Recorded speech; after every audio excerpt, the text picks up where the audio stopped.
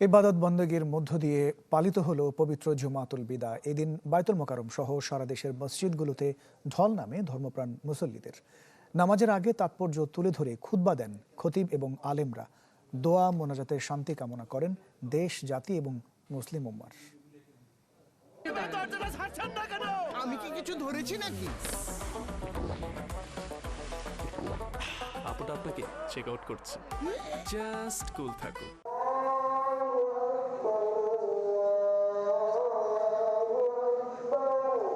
রহমত, মাগফিরাত আর নাজাতের বার্তা নিয়ে যে মাসের শুরু, অবশেষে ফুরিয়ে এলো তার ক্ষণ।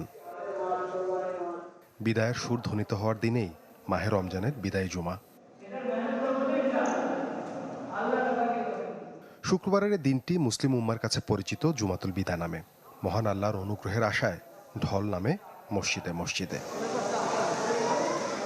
মেঘলা আকাশ আর থেমে থেমে বৃষ্টির ছটা উপেক্ষা করে রাজধানীর বিভিন্ন প্রান্ত থেকে নানা বয়সীরা বায়তুল মোকাররমে আসতে শুরু করেন নামাজের কয়েক ঘন্টা আগে থেকেই।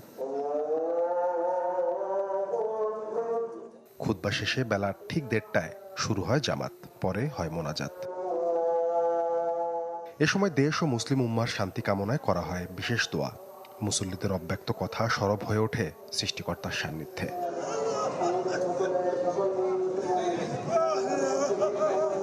বাংলাদেশে মুসলমান এবং সকল ধর্মাবলম্বী যারা আছে তারা যেন সুখে এবং শান্তিতে জীবনযাপন করতে পারে। সারা জাহানের মুসলিম উম্মাহ যেন আল্লাহ সবাইকে মাফ করে দেন।